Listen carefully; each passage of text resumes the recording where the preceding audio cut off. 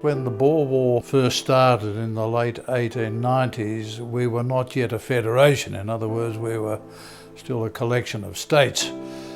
It was the states who provided the first commitments to the Boer War as individual states. And then during the war, of course, we became a federation, a Commonwealth, and the Commonwealth later on took over the role of providing a Commonwealth contingent or contingents to that particular conflict. I think the Boer War should be remembered because it was the first conflict in which Australia took part as a federated nation, and because I think it also helped to cement in world eyes the capacity of Australian soldiers, particularly our bushmen and our mounted soldiers who provided the primary effort there.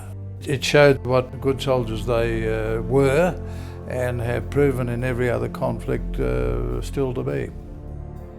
Well, I think the memorials on ANZAC Parade are very important because they provide a physical and historical presence of the various campaigns, and there are many of them, that Australia has taken part in since the Boer War.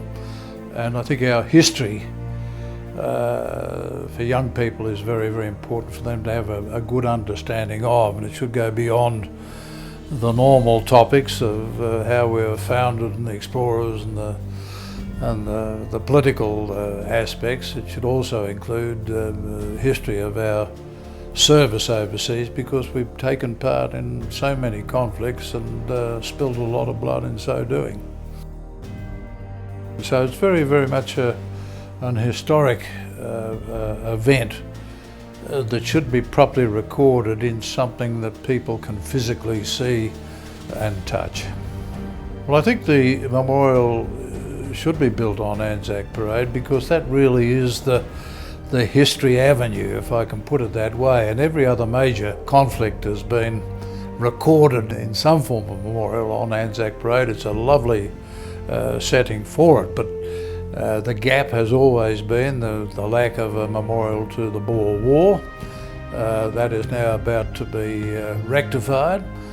It's very important, I think, that our first contribution to an overseas operational activity, the Boer War, should be recorded in that way, and I think that will round the history of our military operational service overseas off very nicely.